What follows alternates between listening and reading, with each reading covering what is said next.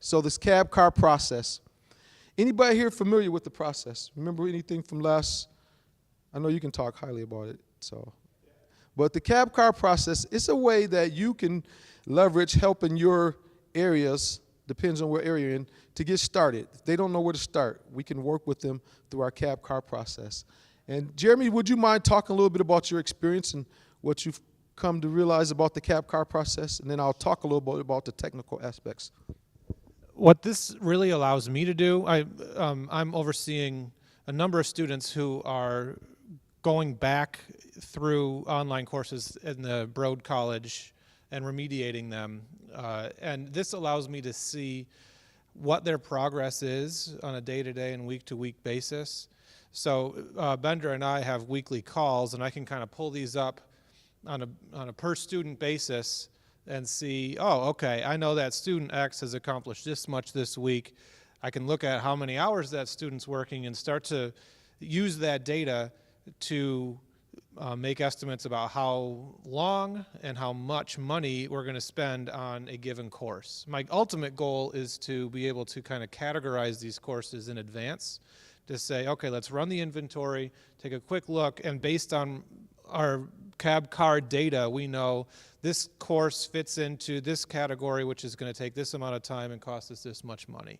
So ultimately, that's my goal, because then I can do that across the entire college and say, this is, it gets back to that what does it cost question, right? It lets me give the dean's office a very specific number and say, we've got this many unremediated courses, it's going to take this long and cost this much. So that's how I'm using it, but really, so it all works back to give me a day-to-day tracking process on what's getting done in a course. Thank you.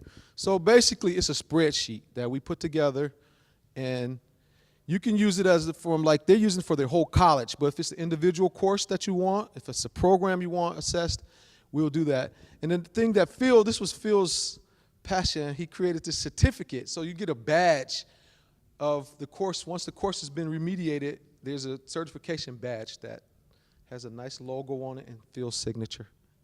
Anything you want to say about that, Phil? All right.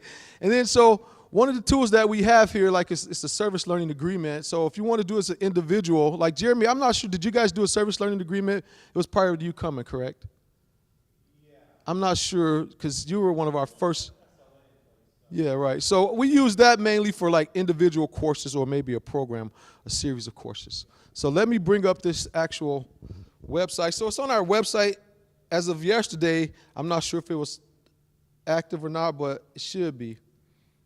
Okay, so there it is right there. So it's going to be under the help and resources as well at the very bottom. Oh, thank you. So it'll be right at the bottom.